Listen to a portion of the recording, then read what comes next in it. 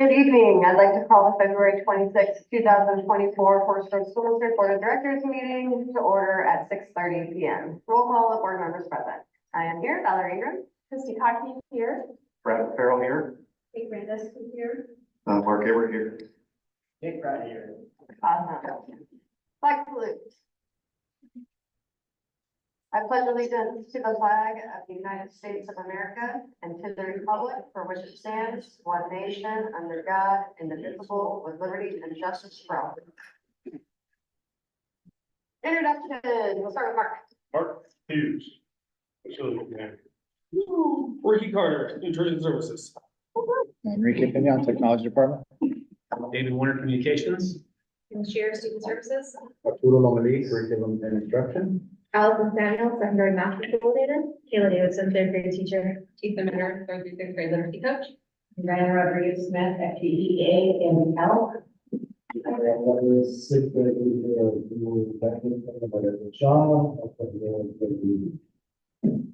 John O'Neill, Assistant Superintendent. Great. Thanks so much. Approval of tonight's agenda. Someone like to make a motion? So move. Second. All in favor? Aye. Correspondence and celebrations. I'll go first. That's okay. A couple weeks ago, DECA had an event down was that in Salem? Portland. In Portland, okay. And they had a lot of winners.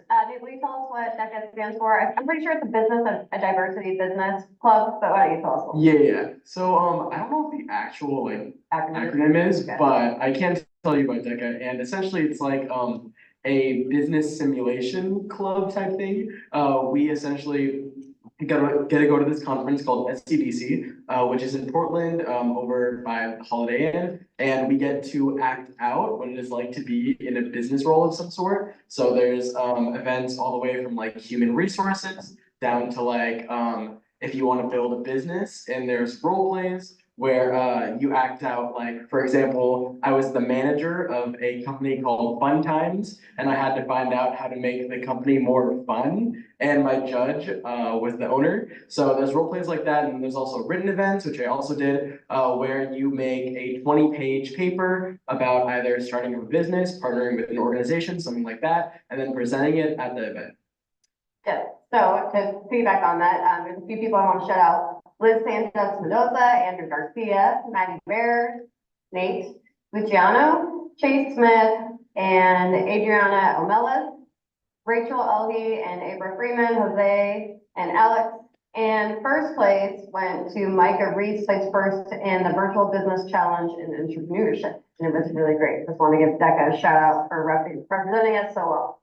Good job, Nate. Proud of you. The other thing is I got to pick on the screen. I sent in. This was from Jam the Gym a few weeks ago. It was super fun. I went and watched the basketball teams do their things, but what was even better than the watching the basketball was to see the great turnout that ASB had for Jam the Gym night. They did a couple different things. They kind of had a red light, green light event going on where you could win a PlayStation. And then I thought the fun little twist of the PlayStation was that the person who won it then had to give it to somebody else. So you thought you wanted a PlayStation, but just kidding. Now you have to go. It was a twist, but it was a really fun night. You guys did a great job. So these were a bunch of the fans that in the student section that were there that night. It was a good time. And then this is Kennedy Blanton. She took first in the 140 weight class at the OSAA state championship this weekend at the Memorial Coliseum. Forest Grove did outstanding. They had a bunch of different second place finishers and other places, but Kennedy was the solo state champion for Forest Grove, and I just wanted to give her a shout out for that. Okay, that's my things. Chris, do you want to go? I did, yes, on Sunday, I attended La Gringa, the Spanish version of the play that is still happening next weekend as well. And I do want to recognize a few names there. Juliet Prosser was great about greeting and had ushers, just everybody coming in was greeted and taken to seats. And then the group that was selling the candies to do the fundraiser did a great job of promoting that. What's interesting is that all of the people who played the parts in the play on Sunday, I was told it was their first time really ever being on stage in a play like that. And I would have never guessed that. It was really an amazing amount of dialogue. It was about 2 hours worth of dialogue, most of which I understood. I felt like I understood the journey of Maria, a young woman who was trying to figure out her place in America and also honoring her culture and in Puerto Rico. And so there was a gentleman and his family behind us from Puerto Rico and was singing along with some of the songs. It was just a really great experience. So I do want to celebrate the kids, and they were directed by Julia Martinez Peterson, who also is in the English version of the play and also is a new teacher this year at Cal, a new English teacher at Cal. So the kids that played those 6 main parts were Mariah Aguilar Chipres, Alexa Rosales Moreno, Sofia Enriquez, Diego Medina Salinas, Fernando Torres Tapia, and Andrew Escalera Ortiz. And then the guys play the same parts in the English version, but the 3 parts are different in the English, played by Jeanette Venta, Alexa Sainz Mendez, and then Julia Martinez, a teacher from Cal, actually plays Norma, who delivered my favorite performance in the play, which was the mother. So anyway, so celebrations and thank you, and everybody who can attend next weekend, I highly recommend it. And that's it for me. Great, thanks so much. Anybody else? No? Okay, moving on. Student representative report. Nate, you're up. Alrighty, there's a lot to get through. I'm gonna try to go very fast. But to piggyback off of what Chris was saying about La Gringa, so my vice president, Fernando, was one of the lead roles in that, so good on him. Also Jeanette competed at SEDC. She's really sweet, and she was the, I think, lead for the English play. And then Mariah, sorry, and Ricardo are also, they were in the play and they're also running in the next election. So I'm very excited to see where everyone's going. But yeah, I have a lot. 2 weeks ago, before I competed at SEDC, 2 days before our last meeting, was the winter formal put on by Latinos in Action. They were very successful. They had a budget of about $750, and they had, I believe, over 300 ticket sales. So at $12, you can do the math there. They made some money.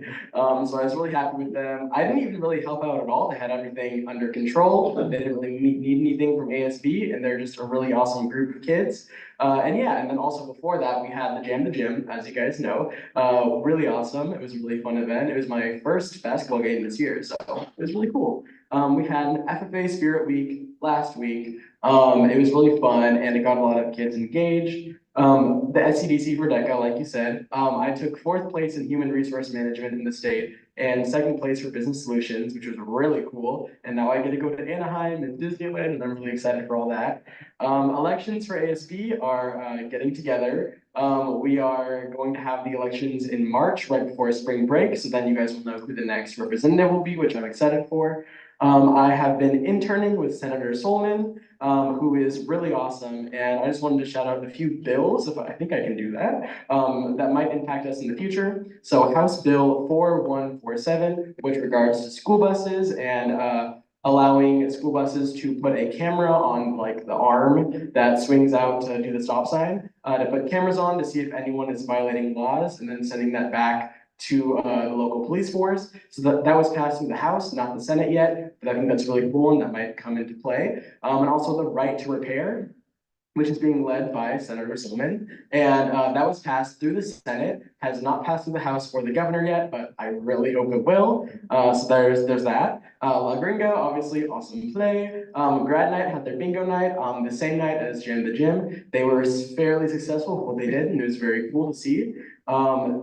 We had Period Club, which did candygrams. I was a part of that. It was really awesome.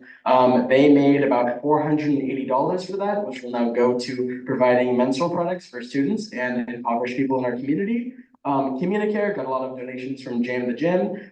They have chosen 3 organizations now for them to support with that system. So I'm really excited to see where that's going. Our Happy Club did a Lunar New Year's sale.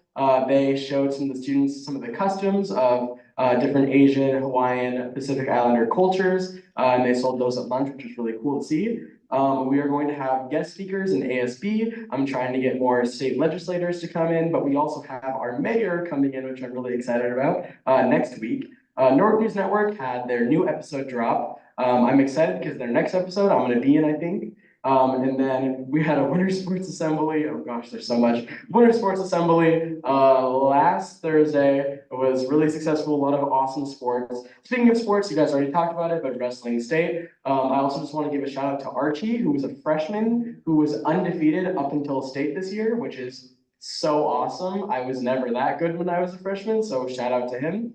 And finally, the FGHS clothing closet. After a year of kind of nothing, we are working with some students from Pacific University who are in a marketing club thing. And right now we're trying to find a space to put the closet, but we are getting funds together and planning some donation times and fundraising events for the clothing closet. And we're really excited. We have a lot of clothes right now, and now we're just ordering racks and clothing hanger things to get everything set up.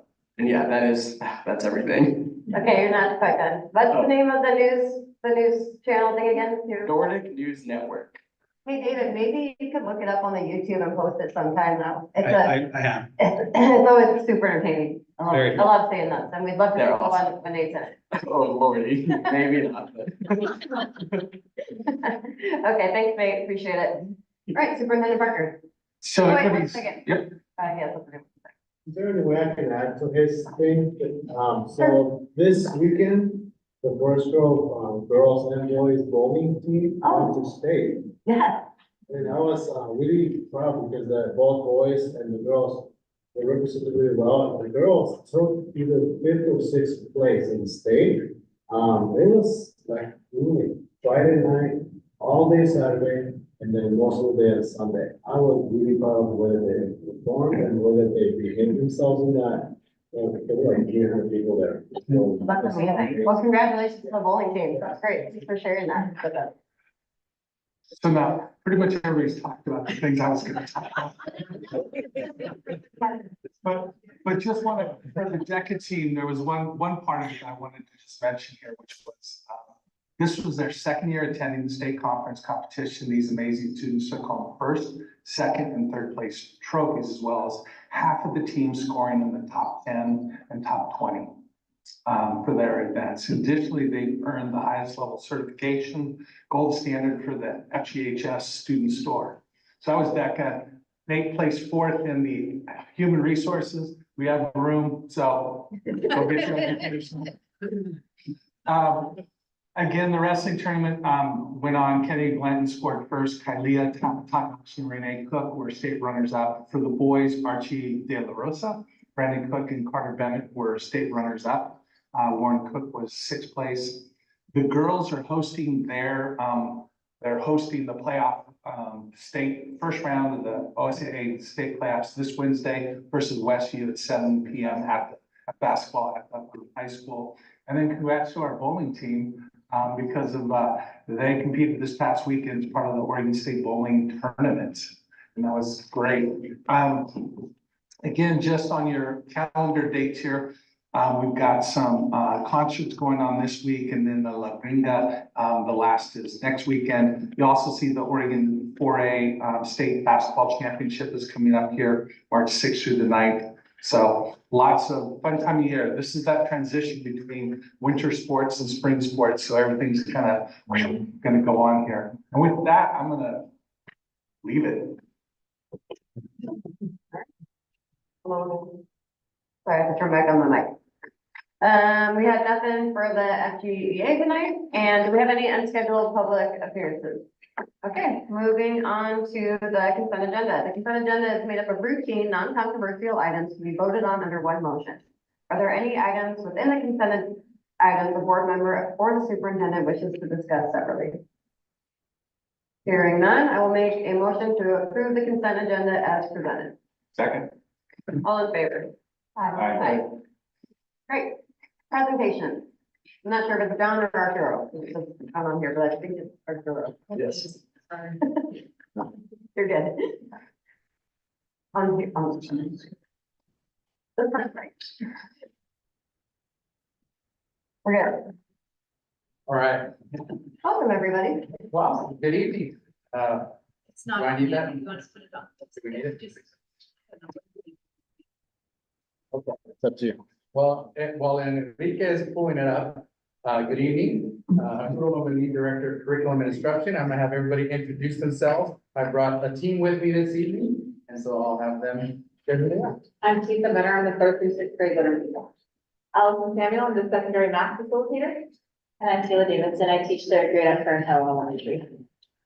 Well, before we begin, I want to send a shout out and thank Juan Lopez, who works with curriculum and instruction, who has been working feverishly at gathering data, benchmark data from fall to winter. If you recall, we had a little bit of a winter storm happen, and so our data timeline got pushed out a whole week, and so Juan's been working to kind of within a new system, right? You'll hear about that today. We have 2 new assessment systems. So getting to know that system with a winter delay and pushing everything back, he's been working really, really hard. And so I just want to send a shout out to Juan and all of his hard work for the time he's been putting in the last couple of weeks. So the purpose of tonight is we want to provide the board an update on student achievement progress through the use of quantitative and qualitative winter benchmark data. So what I mean by that is, I'm here to show you some charts, right? Some graphs, some colorful pictures of our progress, right? Or areas of challenge. And that's the quantitative piece.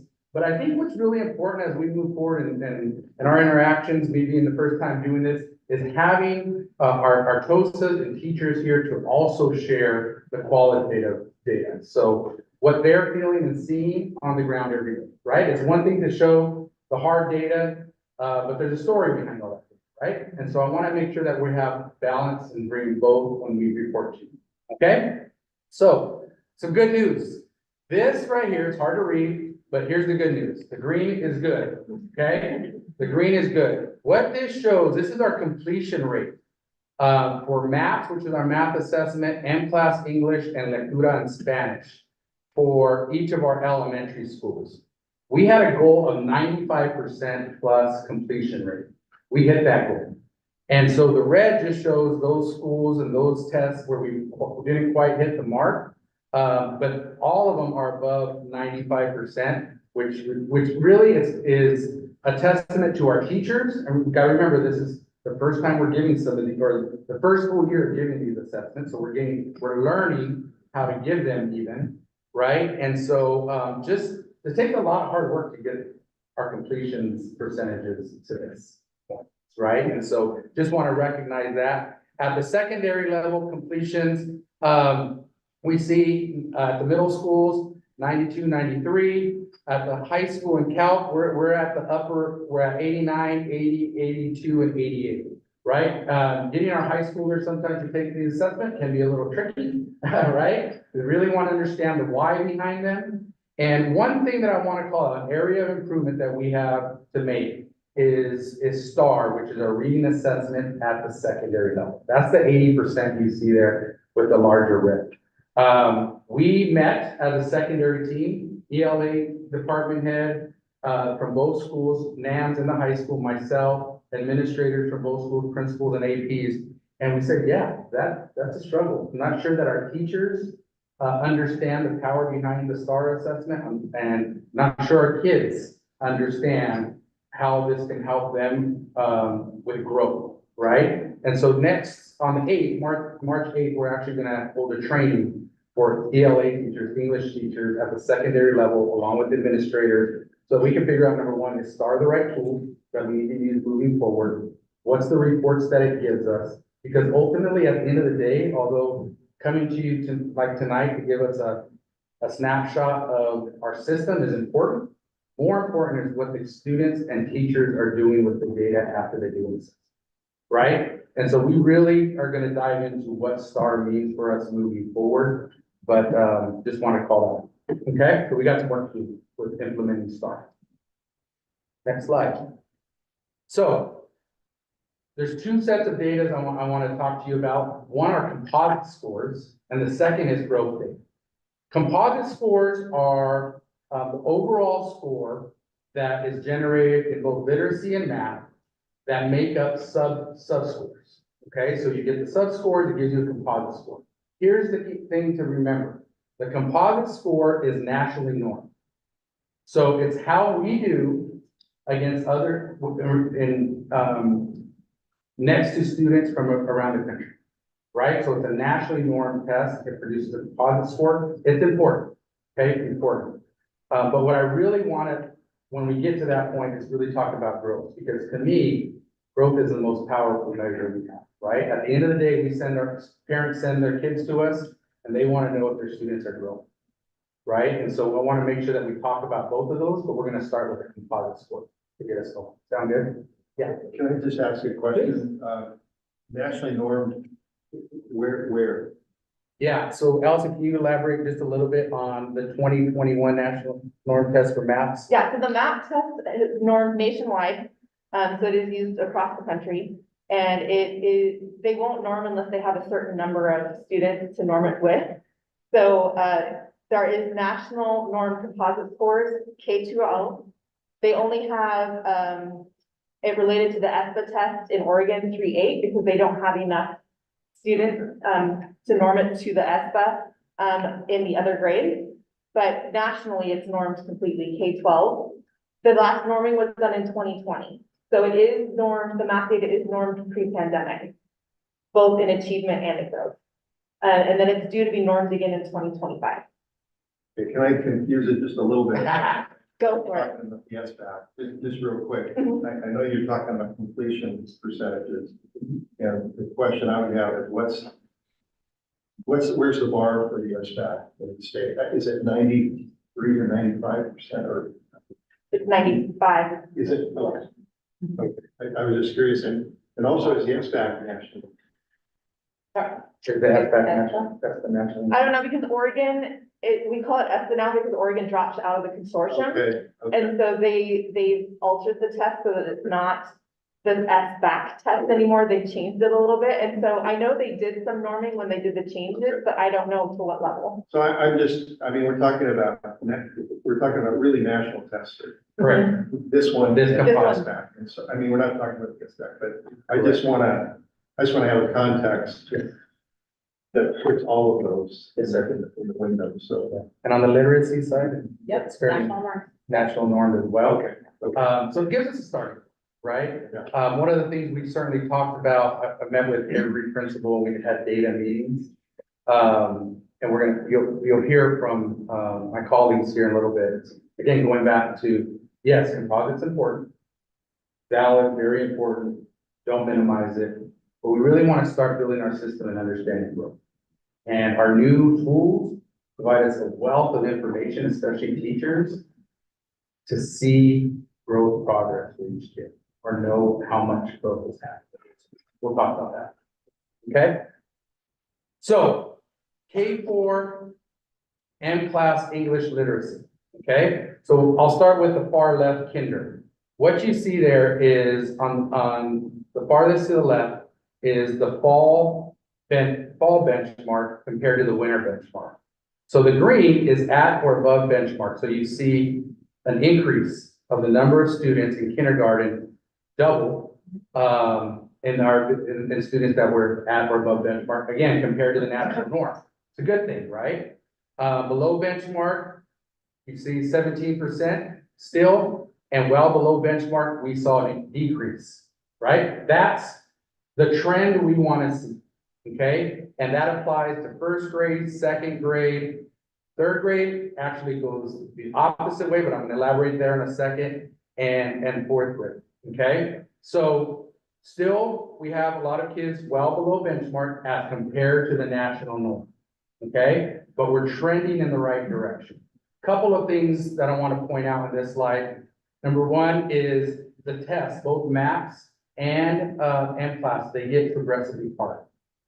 Okay, so they get more challenging, more rigorous as you take the benchmark. So you're not comparing the same, they're not taking the same exact test that they did in the fall. It got harder and our kids did better. Good, that's a good point, and we'll see that later. Third grade in particular, it's kind of it's gone down or it's about the same. That's not necessarily a bad thing for us, okay? Because of that rigor, it's increasing. Students that are maybe in areas that we might be leveling off, it doesn't necessarily tell the whole story, right? That's not necessarily a bad thing.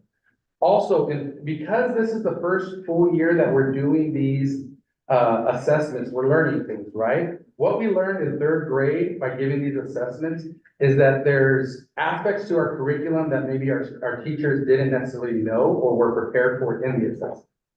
Okay, so third grade in particular, for example, nonsense words have been identified as something, oh, they're measuring nonsense words. You didn't know about that. Okay, now it's on our radar. We'll teach to that. That's come about in third grade.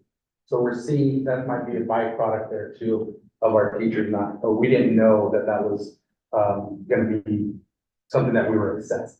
Okay, but generally speaking, K4 and class English trending in the right direction. Next slide. This is Spanish literacy, K4. You're seeing the same projections, but actually a faster increase, right? So greater increase. We saw a lot of progress when it came to Spanish literacy. That's great, right? In every grade, we saw an increase. So celebration, right? That's a win for us. More work to do, but a win. Trending in the right direction. Next slide.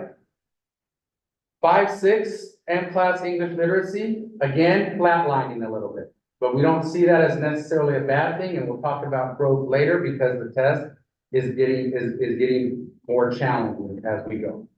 Next slide.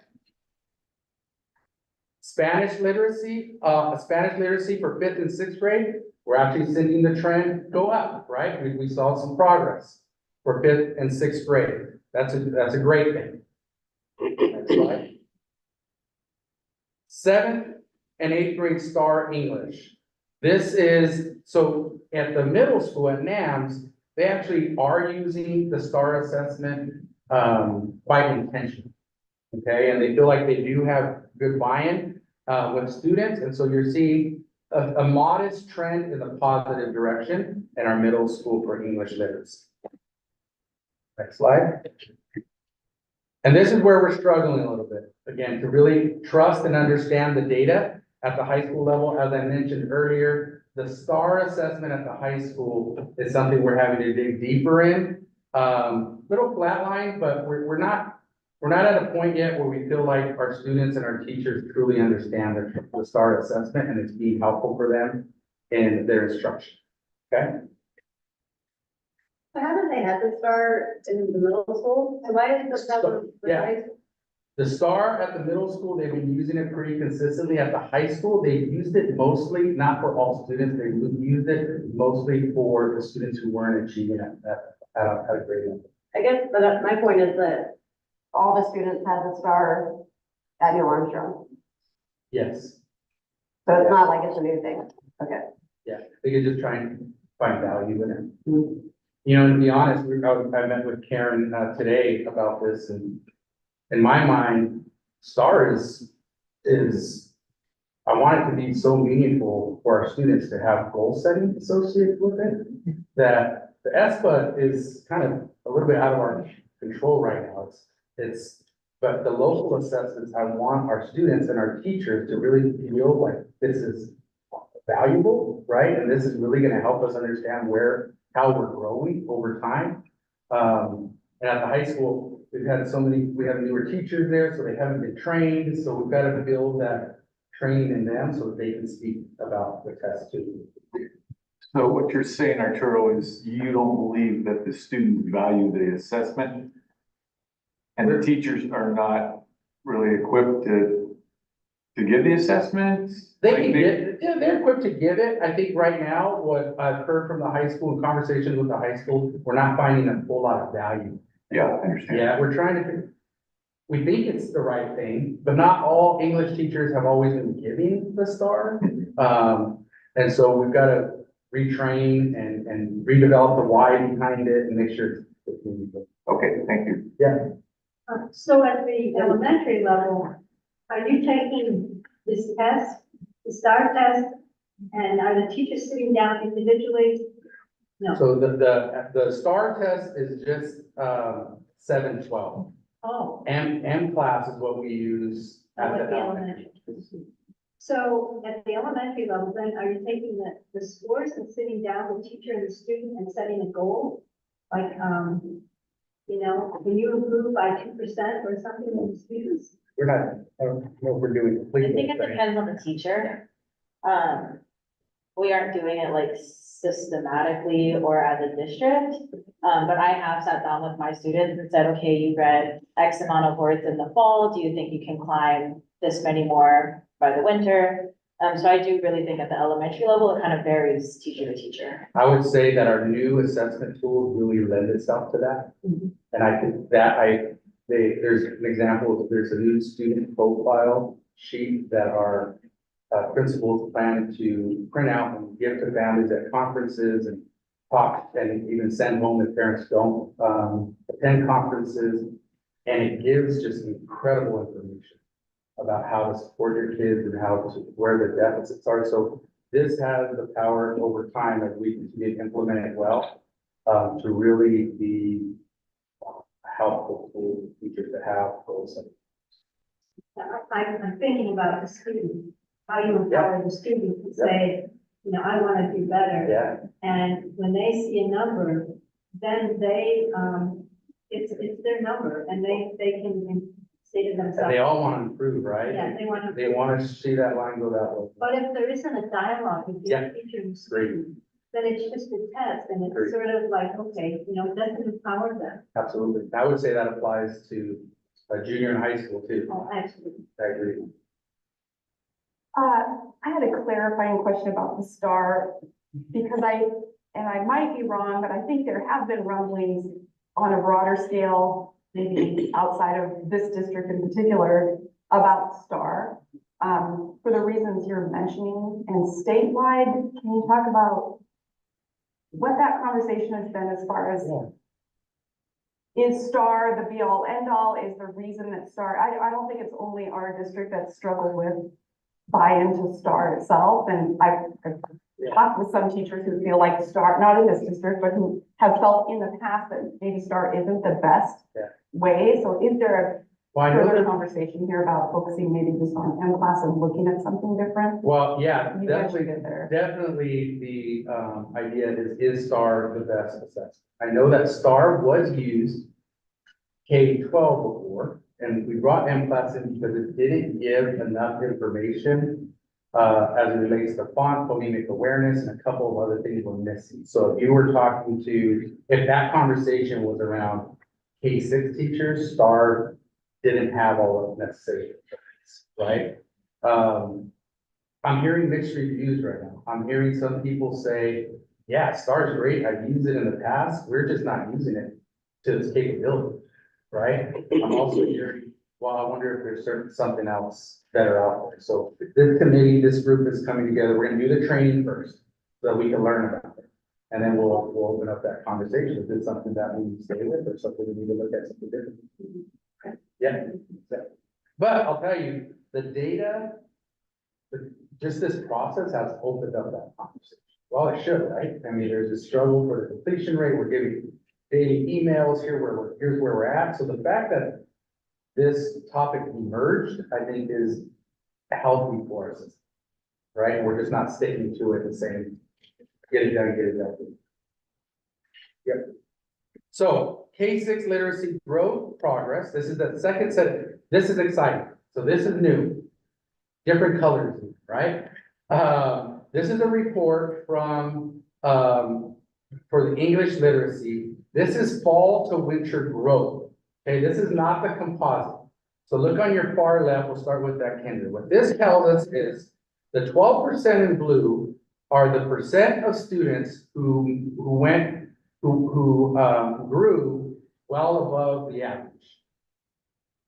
21% are above average, experience above average growth, 21% of our students, and 26% of our students experienced average growth.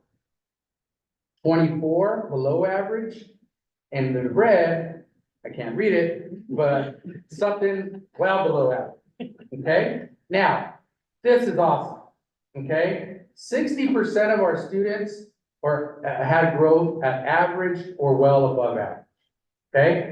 Would love to see that increase to 70, 80%, right? We want 100% of our students growing in between benchmarks, Now, keep in mind, you could have your highest achieving student maybe go backwards in growth, and they might be in the red in this graph. Right? So you might have, and that, we don't want that, right? We don't want our highest achieving student to not grow either.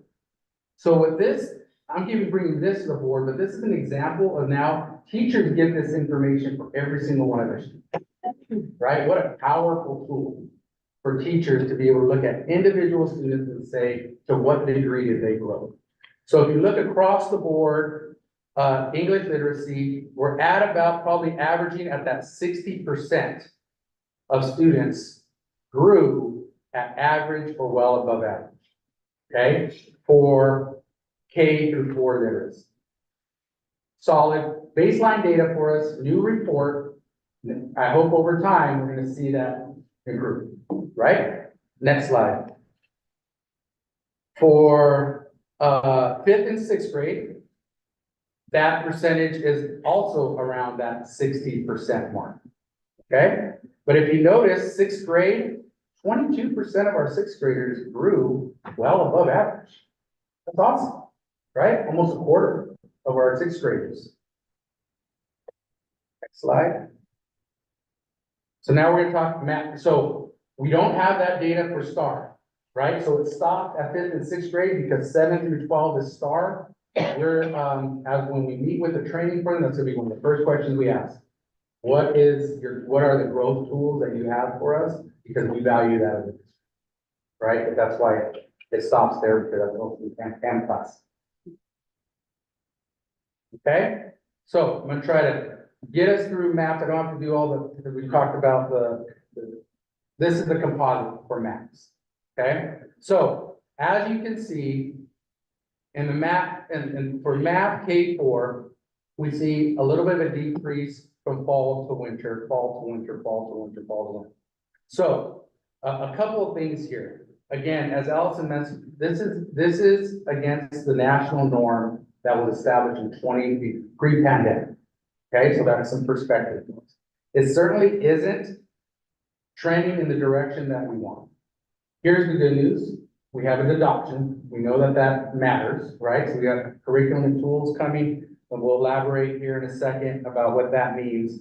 The other thing that I would attribute some of this to is the reality is in the last year and a half, especially our K4 teachers, they've been immersed in this literacy knowledge.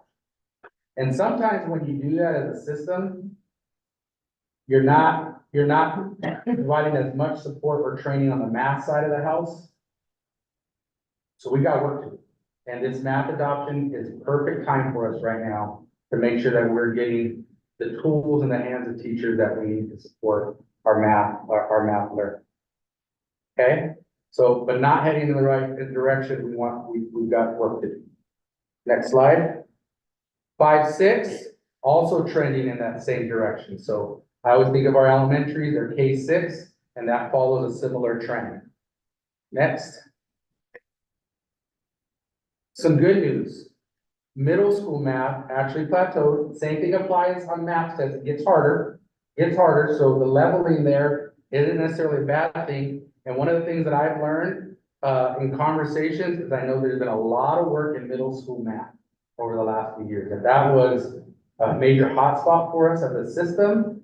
And seeing some progress like this is what people have said, that's better than what it used to be. So I think middle school math folks are working tremendously hard to work towards this. Now, here's a good one. Here is 9th through 12th math. We saw some growth in this area per grade as well, especially in that 12th grade. And our high school math teachers do feel confident about our math assessment.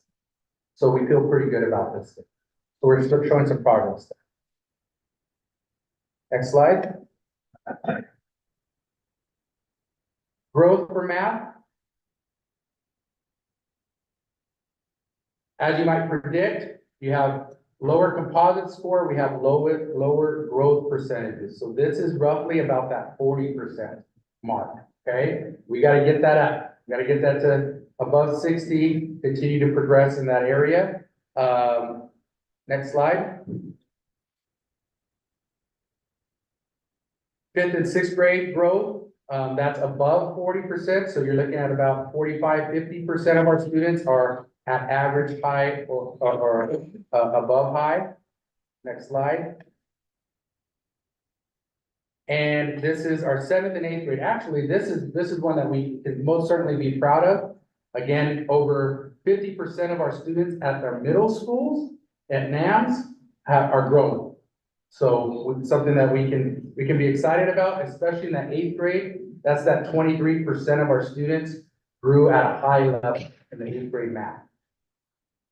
Next slide.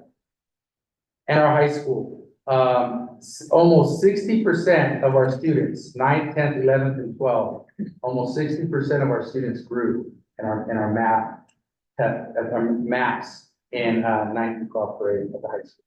Not bad. Not a bad starting point, right?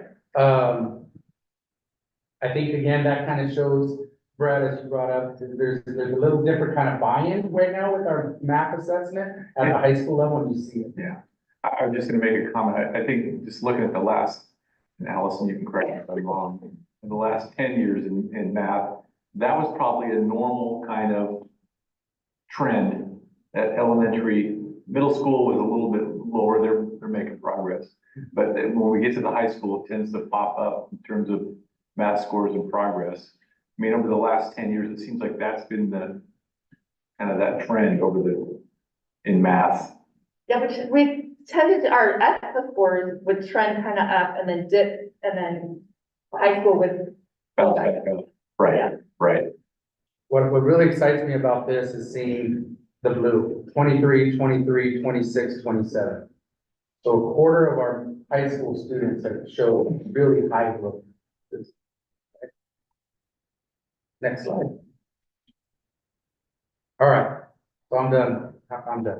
While you're tired of hearing from me, I'm gonna turn it over to these amazing colleagues who can really elaborate on the qualitative data. I asked them to prepare, kind of keep in mind Lisa Artosa's three things. What are they seeing? What are they hearing? And what are they doing? Okay, and then a teacher perspective, what's the experience like from a teacher perspective with all this instructional change that's happening, right? So I think we go next slide, and I'll turn it over to Lisa. Hi. Okay, so Arturo tasked us with talking about what we're seeing, like I said, hearing, and then what we are doing to support our teachers. So in literacy, the first thing I want to tell you that we are seeing is that our teachers are working so hard. So hard. Amplified is a lot. It's a huge curriculum. It's a paradigm shift for us in many ways. We talked about that last June, I think, quite a bit. But in addition to just a brand new curriculum, this year we've also layered on a brand new assessment platform. It does come from Amplified, so it's connected to Amplified, but it's new. And so it's not just the curriculum, it's also the assessment platform. And now we also have an intervention platform as well. So our teachers are involved in all of this, being trained, administering the test, understanding the test, and then putting together, intervention within the classroom, right? So they are working really, really hard. Our teachers are now doing systematic intervention in their classrooms based on class data. So it gives us data, it groups our students based on their need in literacy. And so in addition to the intensive intervention that happens outside the classroom, the teachers are also implementing systematic intervention on needs-based inside the classroom as well. That's a lot. So they're working a lot, hard. We also have, I don't want to leave them out, our reading specialists and IAs as well. They are a part of this whole system of implementing the assessment as well. What we're hearing, what I hear, what Heather and I would go into the different buildings, what we hear everywhere from the teachers is that the students are growing. We can see it on the screen, but the teachers are like, oh my gosh, my students are growing. However, the teachers are also telling us that they're extremely worried that the data doesn't completely show how much the kids are growing, which is why we're really glad that Arturo has this growth graph for us. I want to give you an example. When this past weekend, I was just playing in the system, I picked a random school. I started with a kinder class and I went through every single class in that building, K4, looking for a student who did not grow between fall to winter. And out of an entire school, I found one. One student out of the entire school did not grow. That's the type of growth that we're seeing. And like Arturo was talking about, that we're hearing from the teachers that they want everyone to understand is that the bar keeps rising. So the bar to be green, right, to be at grade level in the fall is here. But the bar to be at grade level in the winter is here. So if a student stays green, if that level stays the same, they've grown, like huge amounts of growth. So those are the things that we're hearing from the teachers, is that our kids are growing. They're growing so much. You know, we haven't seen anything like this before. It's so super exciting, but we just want to make sure everybody knows what we're experiencing because it's phenomenal. It's phenomenal. And Kayla's going to talk a little bit more about what she's seeing with her growth too, which is exciting. We're also hearing that the teachers need time. They need time. This is a lot. It's going beautifully, but you know, we have room to grow, of course, to learn the system better, to disaggregate the data. They need time. They need time in their classrooms to work. They need time with their colleagues and they're building their teams, so they need time. What are we doing? Heather and I we're available to every pre-K 6 teacher out there, and basically everybody that has anything to do with literacy, the IAs that are, you know, helping us with small groups, the reading specialists, anyone. We're supporting on just kind of a daily level, you know, with their text and email. We schedule monthly meetings with people, weekly meetings with people, you know, just however and whatever they need. We go in and model lessons if they ask us to. We sit side by side and go through the data, partner with them to put their intervention systems in place in the classroom, also with the reading specialists to put the intervention systems out there in the school. Systems has been big this year to put all this together because it's a brand new, beautiful, systematic piece that we haven't had anything like it before.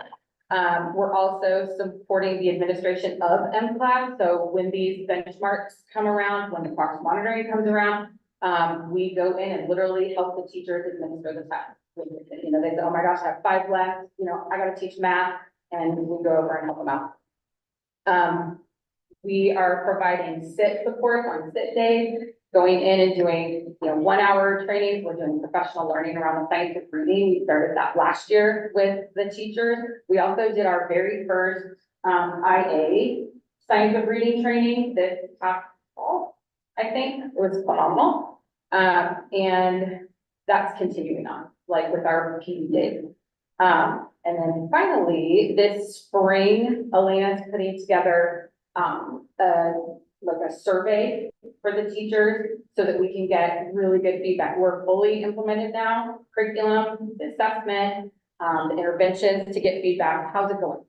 We're all there now. What do we need? What's going well? What are the flows? Okay, I'm gonna turn it over to Allison.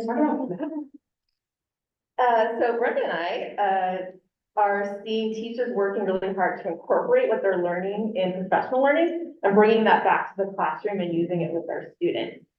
We've seen an increase in focus on conceptual understanding, which is big in math. We tend to fall into sometimes a procedural fluency, where we get kind of stuck down in that path. So increasing the conceptual understanding with students, as well as student discourse and student engagement in math class. Checking for understanding and giving feedback, and giving intervention and extensions in tier 1 core instruction has also been something that we are seeing. We've been seeing teachers use the math data from the beginning of the year. And one of the ways they're using that is Khan Academy, which is a free online math. They do math and science and several other subjects. They have something called Khan Mappers, where the teachers can put their classes in, enter their math scores, and it will provide an individualized task for every student. And so we have a lot of teachers using that. We have teachers using the map data to figure out, prerequisite teaching needs.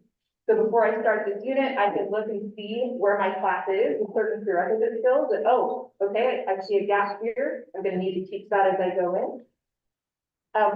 We've also been seeing, historically, teachers teaching to the low end of their class. And I think at this point that's kind of skewed our perception of what we think grade level is in mathematics. But I've seen a starting to shift, and some of that's coming from the process of the adoption. We have a 50-person adoption team, and we have every building, every grade level represented, so that some of what we're doing in the adoption committee is already starting to spread into the buildings. And we're starting to see a shift in increasing the rigor, a change in mindset that all of our students can learn grade level content and that productive struggle is okay. And also that we need to switch from pulling the class down to scaffolding up. And we're starting to see the beginnings of that transformation in that process. What we're hearing a lot more data-based discussion, which is great. Not only just the math data, but also formative and assessment data. Where I've had teachers, especially the secondary, I've heard several times, this is the first time I've actually had data I can use from a benchmark assessment. So they're actually pretty excited about the math assessment. They feel like it's finding something that they can see. They're really excited about seeing student growth, especially the students in the red. In the past, it was your students below grade level, your students still below grade level.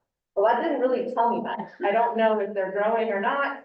I don't know what they need in particular. The math test shows exactly how much they're growing. I was just working with a teacher at the high school who wanted me to sit down and help analyze the math data with them. And we were just like, you're telling me this kid grew a grade level and a half between fall and winter? I said, yeah, but they're still in the red.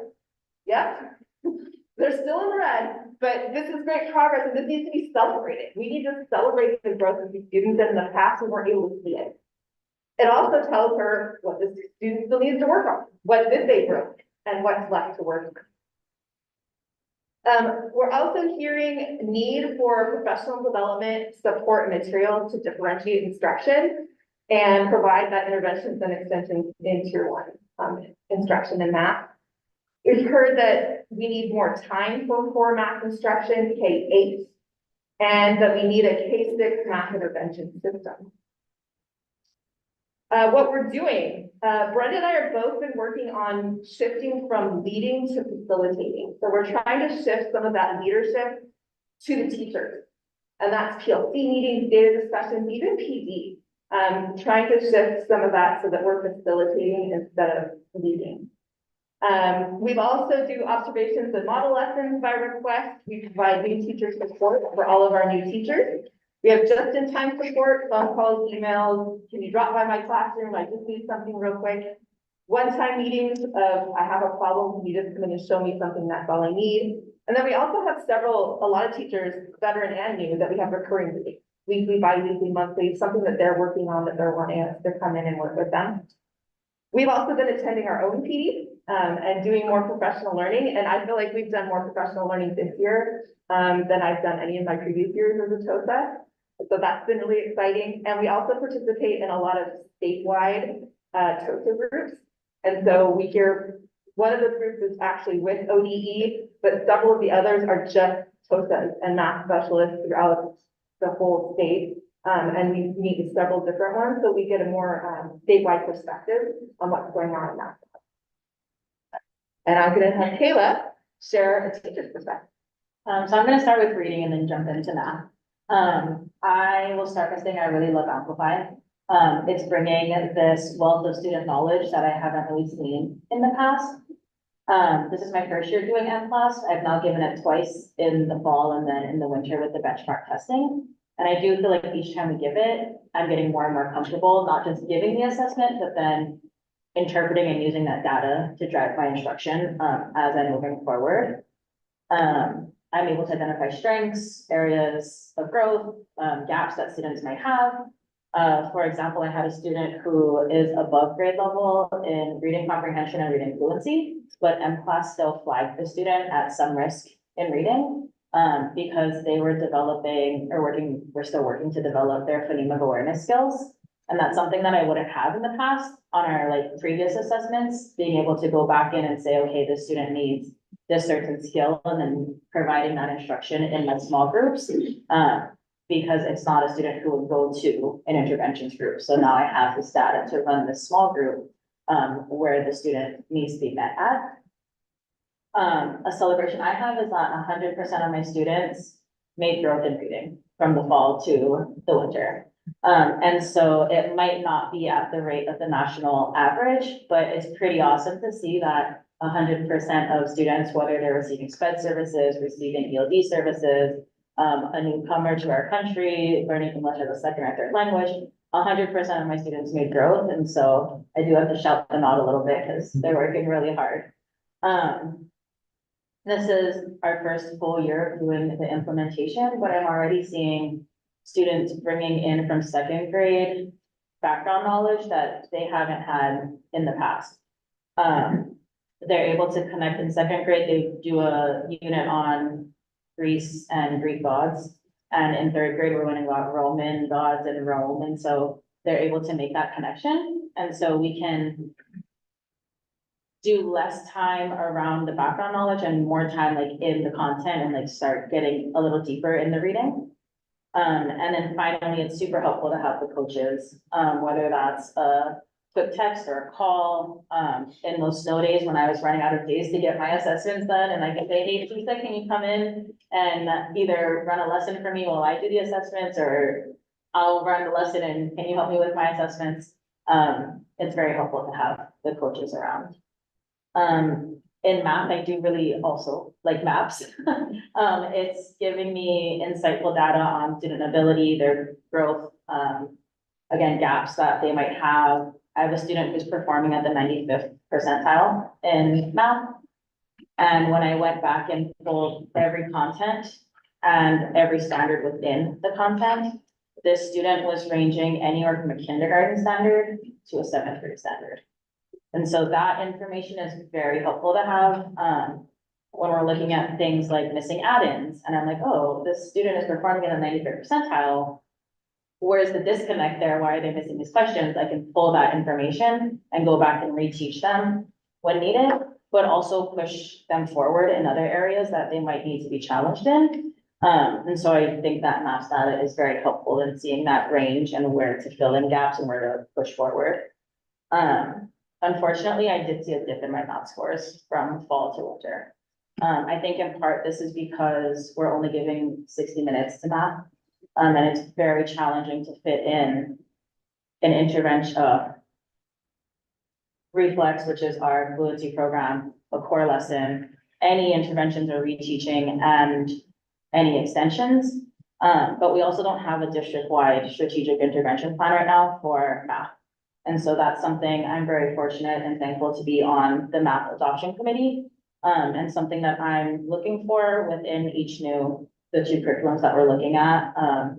If there is that built into the program, not just to provide support to our students, but to also provide support to our teachers.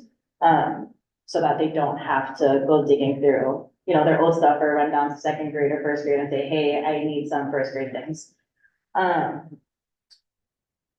Also, Brenda and Allison do a very good job of trying to reach K through 12 teachers, but sometimes it's challenging when there's, like Brenda's kindergarten through 6th grade, and needing immediate support can sometimes be challenging when there's not as, like I can reach out to Tisa or Heather or Elena if I needed to for reading support, but a little more challenging to get that math support.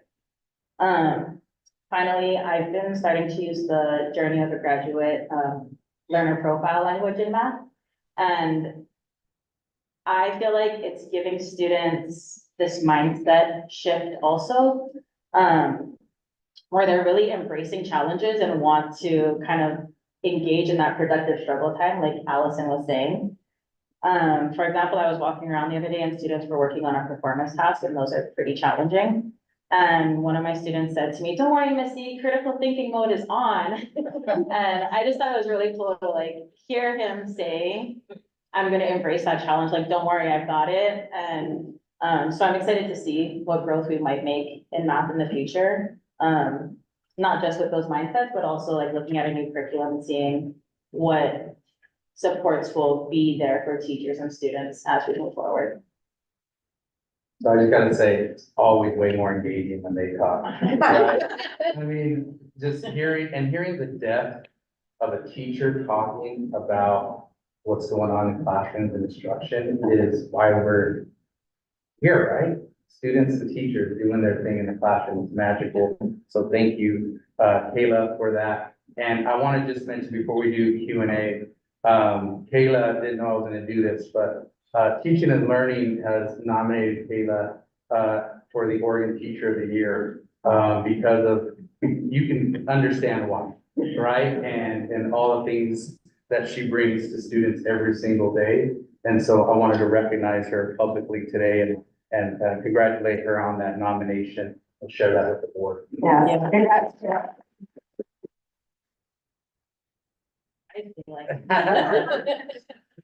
So, questions or comments? Christy has one for you. Well, just, I thank you. Again, it is amazing to hear, we know how much you each do, but then to hear it again, it's really overwhelming how you're doing that as one body. And what I'm hearing is the value of the help that you're providing and clearly like where we could support in addition. So thank you for that. My question about testing, days, equivalent of testing for a kid, is it 2-3 estimate, like what a teacher has to take away from curriculum to do the testing piece? And I know that varies from grade level to grade level. It does, and it does vary grade level to grade level. So for each benchmark, so like beginning, middle, end, there's different tests depending on the grade level. I can speak to third, let me talk about third. So third, for example, they take a maze test, which takes 3 minutes. They take a fluency test, which takes 1 minute. And then we do a nonsense word fluency 1 minute and word reading fluency 1 minute. So if the student had to take all 4 of those tests, that's 4 minutes, as well, so about 7 minutes. Once we get to fourth through 6, it's only 2 tests, just the fluency and then the maze, which is the general comp. So it's 3 minutes plus time, so about 4 minutes. Some of the kinder tests and the first grade tests, you know, again, kind of like third, it might be a cluster of about 4 or 5 tests. But each of the tests is 1 minute. So even if we're giving phonemic awareness, it's 1. For math, it's a 40+ questions assessment, and including for our kindergartners. So, and we don't have, instructional support in most buildings to pull out kids and test in small groups. They are mostly tested whole class, even at the kindergarten level. They do have help getting logged in because that can be an issue. So at the elementary, the days depends on how the teacher chooses to break up the test. Obviously, you're not going to give a kinder a 43 question test in one sitting. That's their attention span can't handle that. So they give it in smaller chunks over multiple days. And how small those chunks are, kind of, they get larger as the kids get older. So then it's fewer days, but larger chunks, as they go through the elementary system. Kayla, how long did it take? The math test usually takes me 2 days because I do like to chunk it, instead of letting kids have free reign at, here you go, 42 questions, and they just kind of blaze through it. The reading test also takes me, we can do the comprehension, which is that 4-minute test, full group, so that doesn't take very long. But the reading test, when you're sitting one-on-one with each kid, it does take about 1 or 2 days, I'd say, to get through my whole class. And then at the middle school, the math test takes 2 days for the most part. But then they always have a third day to try to do cleanup and kids that need longer and, oh, I was absent the first day. And then they have about a week where they're shifting kids around and one teacher is going to be the testing room and everybody sends their 5 kids to the testing room and it gets kind of chaotic, but it's the only way they can do to make up tests, all the kids. And then the high school does the same thing. The test can be taken in 1 block. Some teachers do it half of the test in 2 blocks. Depends on the teacher. But again, it's the same thing. Then they'll have testing rooms and teachers are sending their kids that aren't finished in testing rooms. So it does I would say, 1 to 2 blocks of actual instruction time, but then it is still disruptive while they're trying to do cleanup afterwards. So a couple of things, I mean, when we did it in the fall, I definitely heard some of the feedback about how much time it took, how new it was, and we had to have teams coordinated to kind of help out.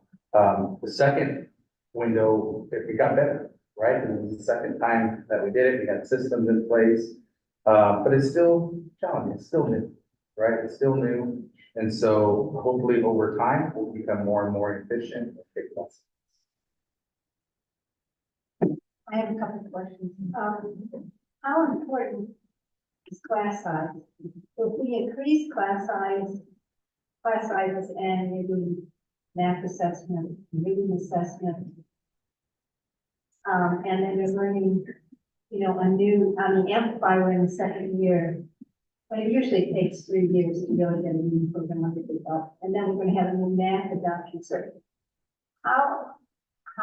What is the impact? The class size? I bounce between 27 and 28 right now. And what about your third grade? Third grade, yeah. That's a lot. And especially when you're doing those minute one-on-one tests, it does take up quite a bit of time in getting all of it administered because let's say I put Allison and then we read for a minute, but I have to send her back and get another kid out. So even that transition time, that's another minute to 2 minutes to get that transition done. I had 20 last year and it is a significant, you can feel it. Yeah. The second question is, in an ideal world, what else do you need from us? Wasn't ready for that question. To all of you, not just to you. Well, Kayla, one thing you mentioned is kind of like you needed more support with the math. I need more time in that. And interventions, and I understand, I think all teachers understand why reading is so important. And we're not having the same conversations at the math level. So while we're running 100% meetings and 20% meetings and truly looking and diving deep into that reading data, we're not doing the same thing for math. And so I think that's an important piece that's missing, is we need to be doing that, not just with reading, but also with math. And then we might see some of these trends start going the other direction. Along with that interventions piece, would be super helpful in that. Also, I think there's a lot of room to grow in that, for sure. That's one of the reasons why I asked to be on the adoption team. And it's an area that I'm passionate about personally. And maybe more support in terms of like I said, we've got 3 people at the literacy level that I can call on to help. And while I would love to talk to Allison and get her knowledge, she's really in the upper grades, the secondary level. And so another person in the, with Brenda to help her, You mean like another TOSA? or coach. Thank you for your presentation, all of you. It's very informative. Any other questions? I just have a comment. I'm looking forward to seeing what it looks like in another year. I'd like to get to a point in this district where we could stick with something and feel good about it and progress. And I know that most teachers would say the same thing, especially those of us that have been here for a long time. And we'll see the same progress throughout a long period of time. So I appreciate all your hard work, and I just want you to know we're rooting for you and the kids. So thank you. Thank you guys very much. We appreciate it. Thank you. All right, moving on to action items. I am up for the first one, classified employee week proclamation. Whereas the education of youth is essential to the future of our community, state, country, and world. And whereas classified employees are the backbone of our public education system. And whereas classified employees work directly with students, educators, parents, volunteers, business partners, and community members. And whereas classified employees support the smooth operation of offices, the safety and maintenance of buildings and property, and the safe transportation, healthy nutrition, and direct instruction of students. And whereas our community depends upon and trusts classified employees to serve students, and whereas classified employees with their diverse talents and true dedication nurture students throughout their school years. Now therefore be it resolved that the Forest Grove School District Board of Directors proclaims March 4th through the 8th of 2024 to be Classified Employee Appreciation Week. And be it further resolved that the Forest Grove School District Board of Directors strongly encourages all members of our community to join in this observance, recognizing the dedication and hard work of each of these individuals. Thank you to our classified employees. I move to approve the classified employee proclamation as presented. Second. Great, all in favor? Aye. Aye. All right, Superintendent Parker's up. In your packet is the local service plan. Just as a reminder, the local service plan outlines kind of the programs for children with special needs, technology support for our component school districts, school improvement services for component school districts, administrative support. We don't tend to use as much of those pieces. And then last, the other services that the ESBs have to support by law, of which school investment account and now integrated guidance is kind of some of those pieces. I didn't receive any questions, but I'm available for more if you have questions about it. Otherwise, I'm going to turn it over to the board to deliberate. Do you guys have any questions for Dave about that? Okay. I move to approve the Northwest Regional 2024-2025 local service plan as presented. Second. All in favor? Aye. Great. Want me to do the Viking House thing or you want I got it. Eileen wasn't feeling well. She knew she had to come and present tonight, but she, I'm gonna cover her spots because she needed to go. Viking House vehicle, they've got their current vehicle is year 2000. They have money in their account. They've gone through the regular process. They've identified the vehicle that they would like to pay 2024 450 box van for $57,987 utilizing the Viking House fund. So if you have questions, I'll take them, but that's the basic gist. I don't have any questions about it. I'm sure they're gonna be excited to get that box van. I move to approve the purchase of the 2024 E450 box van for $57,987 utilizing Viking House funds. Second. All in favor? Aye. Cornelius Elementary School early abatement. This summer, what this is in next summer, when we tear down the old building and then build in the new parking lots for Cornelius, it's going to be hard for them to abate the building when they build Cornelius. There is asbestos in it, and we need to abate that. But to do it next summer is going to endanger our schedule, be able to open the school on time. So they're moving to do that abatement this summer. And specifically, this is in the space above the ceiling is where this asbestos is. So what this is it's basically the awarding the early abatement services, the performance abatement services for $199,141. This is a little more expensive than if we would have done it next summer, but we've got to get that school open. We need buses to be able to go through the parking lots, and so that's why we chose and we said, I'll go this route. Any questions about that? No? Okay. I move to award the early abatement services to performance abatement services for $199,141. Second. All in favor? Aye. Thank you. HVAC. As part of our move to correct air in our district, we've been using ESSER funds mostly through the last couple of years. We've worked on multiple schools. This is putting in both heating and cooling into Dilley, Harvey Clark, and Oak Grove at Gales Creek. When we're done with this, we will, through this process, air conditioning all of the classrooms in our district. Some of these schools, there will still be some areas in our park that are not cool.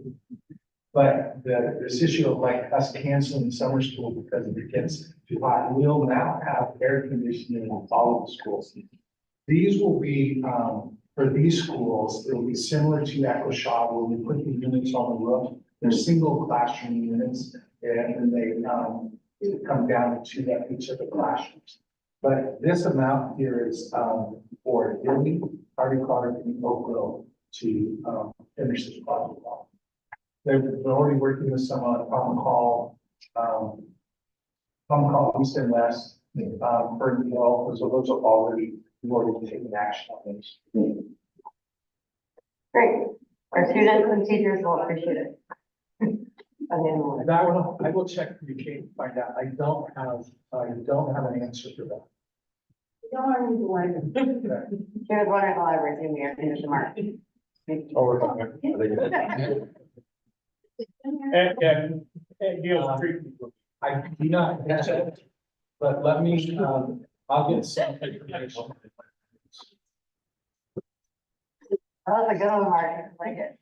Okay, sorry. Any other questions? Kate, any other questions? Yes, no? Okay.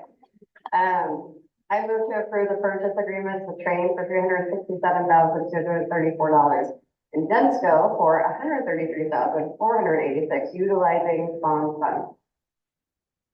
I'll second. All in favor? Aye. Okay, my turn. Staff and community engagement interview panel for the next superintendent.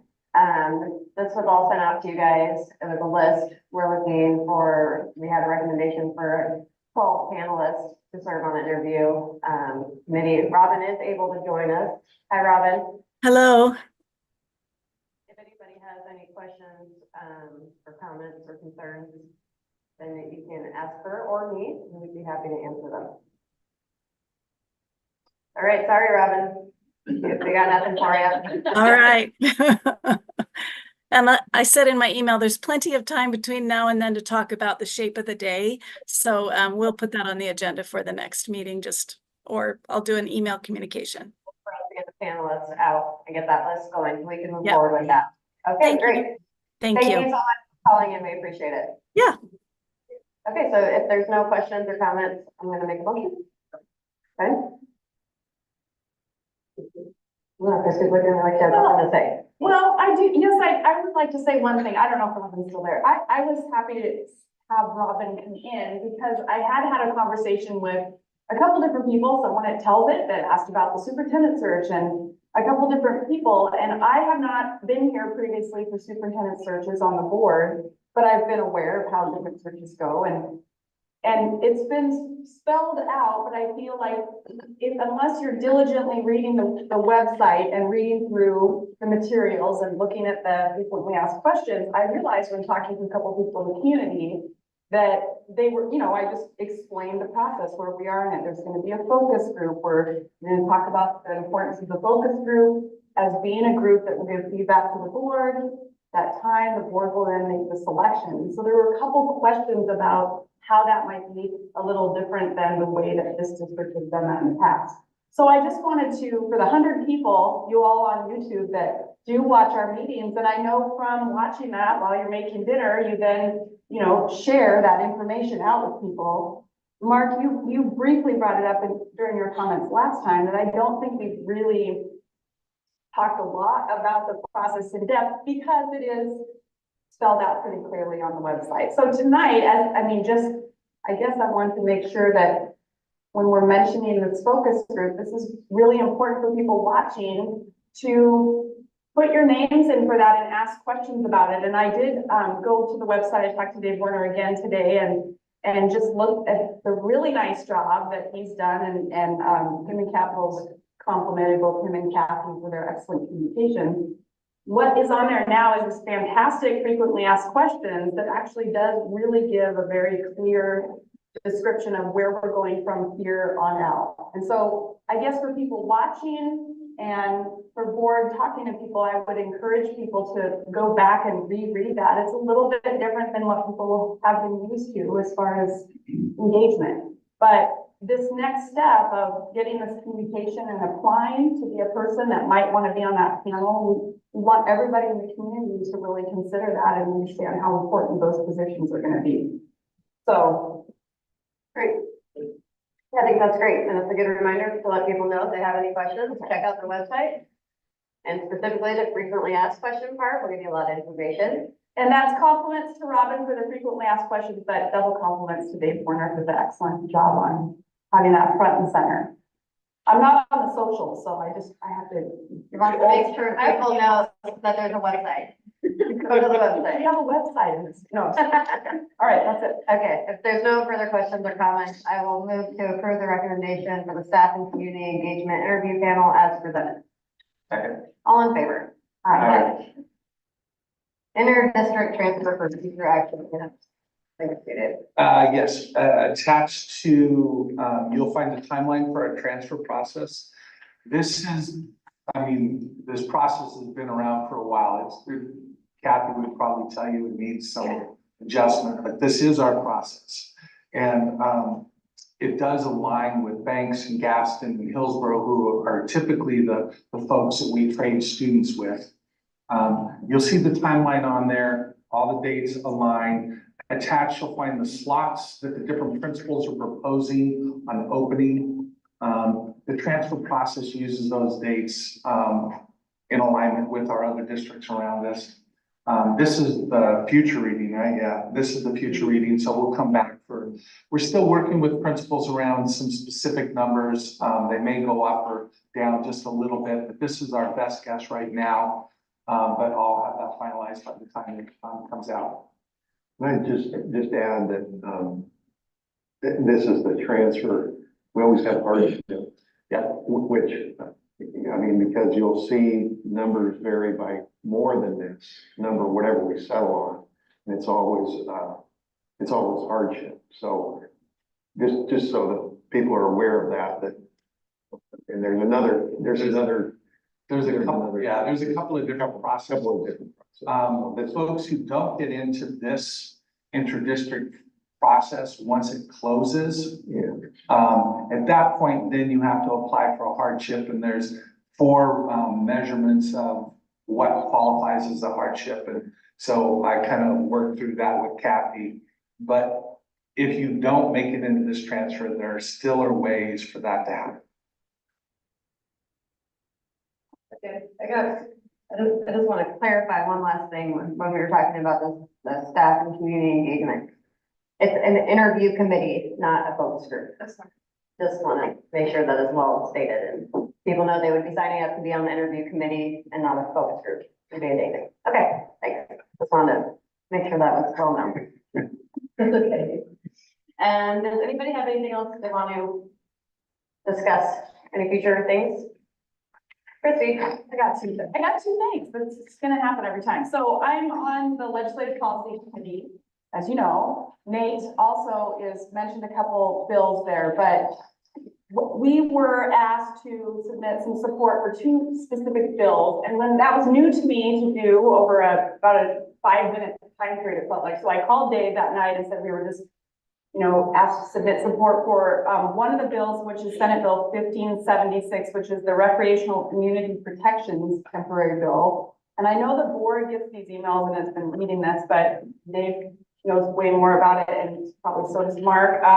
But basically, this was a bill, I did send something in as a support, as an LPC member, not on behalf of the board, but also as a board member. And so at some point, this might be retreat talk, just the communication flow of how that goes, because the extra wrinkle now is OSBA is going to create a separate email that I'll use. So things will come from me from an OSBA email or OSBA email when it's LPC related, separate from Forest Grove School District, even though I am representing this district for Legislative Policy Committee. So I guess at that point, what my process was, I called Dave and I CC'd Val to make sure the language I was going to send is consistent with what we have known. And I think going forward, would you then prefer that I just CC you on what I sent in? I'm just trying to figure out, I guess districts and boards do it differently on what that looks like, but So I sent in that support, and also for House Bill 4082, which is summer learning. And the summer learning bill, we talked about earlier in budget, the exciting piece potentially about that is that they're looking at summer learning funding that would most likely go to districts, not only by priority that we heard Eileen talk, but districts that had existing systems in place, which is us, and also districts that have existing partnerships with community programs, which is also us. So that's great news. But the other thing this bill would do is create a work group to look at how to figure out summer funding for sustainable, practices across the state. So that was another one I submitted. But if this was not me and one of you was, I would like to know, Dave. Yeah, I was just thinking, in the past, when this has come up and she didn't have much time, it's like they emailed her on Tuesday and said, we need this on Wednesday. Normally, a lot of times you brought it to a meeting to just say, hey, what do we think about this? I'm gonna put in a letter of support. You can do that way. Also, maybe an email, just like if it's short, just to hear from folks. Just, we gotta be careful there because we can't be replying to a full, but otherwise we're not following the public records piece, but.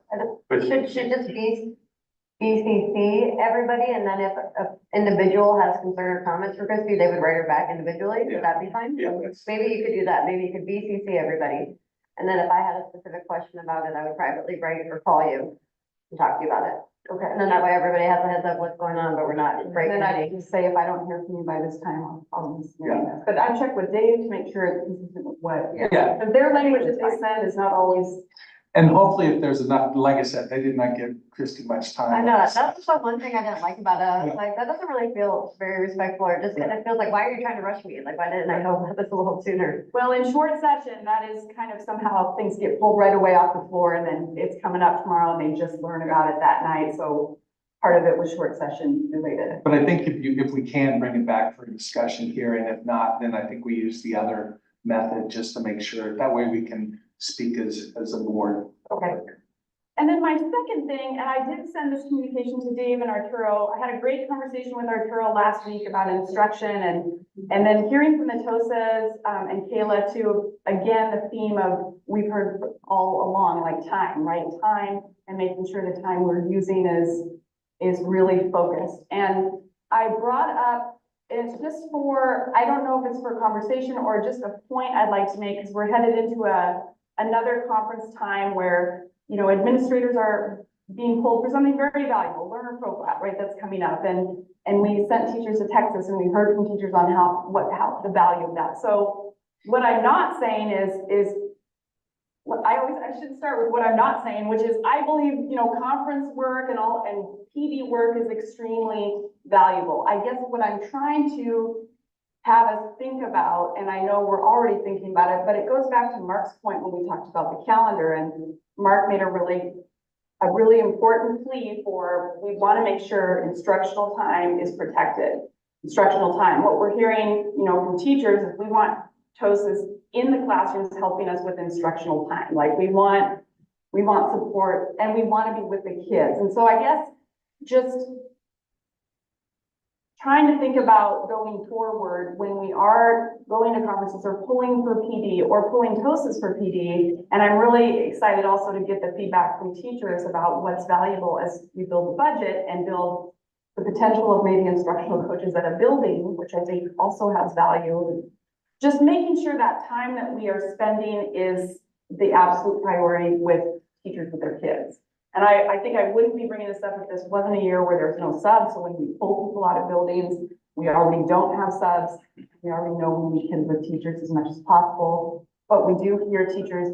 I remember when they came back from the Texas conference, I still remember the one teacher saying the most valuable part of that conference was, well, the inspiration, but getting to sit with her colleagues.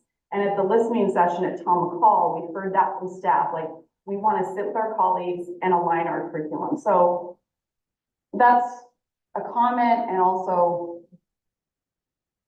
plenty for me. I think I could take a little, I won't spend a lot of time, but what I will say is that's exactly what we worry about too. I would say that we do have access to more subs this year. Last year, we had no subs. This year we do have subs. We still struggle.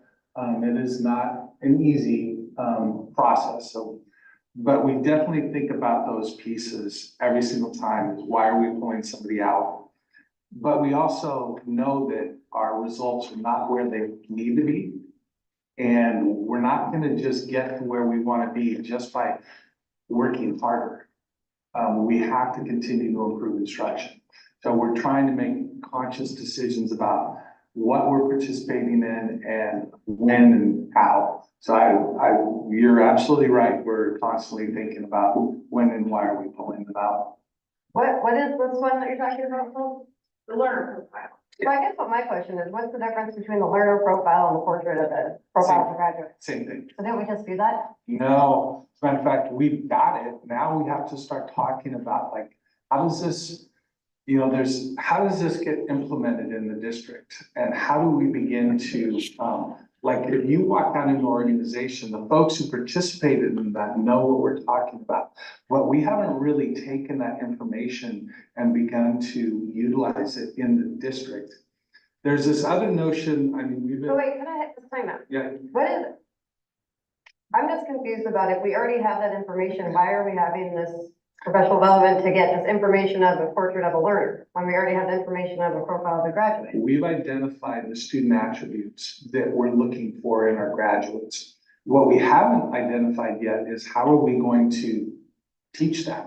Like what are the things that we're doing in the classrooms that actually identify critical thinking? And so there's a whole bunch here. We've identified what we want. What we haven't identified is what's the instruction in the classroom that's going to lead to those things. That's the beginning work that Arturo is pulling together folks for. This also leads into one of the things that we're struggling with is when you say, what does great instruction look like in our classroom? We have lots of great instructors, but we haven't agreed upon what that looks like in a classroom. This work is leading towards that. And until we get this definition, what a great instruction, it's hard for us to hold, accountability is not the right word, but just how we're instructing in the classroom. It gets really hard to talk about because everybody's got a different opinion about it. So after this professional development that you guys are gonna have in the spring, will there be a system that's aligned all through K through 12? About instruction? I don't believe we will get that far. I think the initial look here is like beginning to talk about what this looks like. Patel for Kids, which is one of the organizations that really works on 21st century skills, which is what these attributes are, the 21st century skills. They have districts who have been doing this now for 10 years and are just now getting to where they really have strong rubrics that they utilize to grade and judge what critical thinking is in a 8th grade classroom. There's a lot of work that goes into getting that. I don't think we'll get through all of that work in this piece. Yeah, do you want to just give a quick? Sure. So I would say that, what this isn't professional learning, it is professional learning, but really the outcome of this, what we do this spring is create action plans. We're gonna create an action plan on what next year and the following year looks like to bring not just the learner profile competencies, but our instructional framework, how we're gonna make it happen. So we got the what was identified through the strategic plan. This is gonna be the how we're gonna make this happen K-12.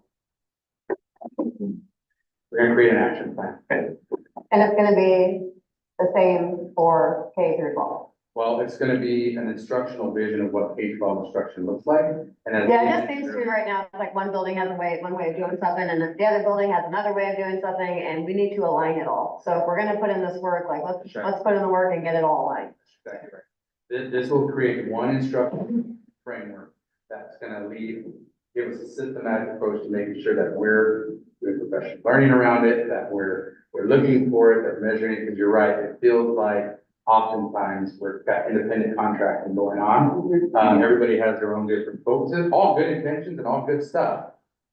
But we're not aligning to the same thing. So it's critical, it's part of our strategic plan, and it's a missing element for us for sure. Okay. So I just got one last comment. And it has more to do with the thread through this discussion that we've had discussions about in the past. It's just valuing instruction time and more instructional days. And we're asking, 60 minutes isn't enough, so then how are we gonna get more time? So I think Christy and I were talking kind of about the same thing. And so I would just emphasize what the lens that we look at, how we develop the schedule, the schedule for the year, how we decide whether we're gonna do more in-service time, the idea of getting more instructional time for kids. And I'll just leave it at that. Great. Year-round learning. Great. Okay, anything else? All right, meeting is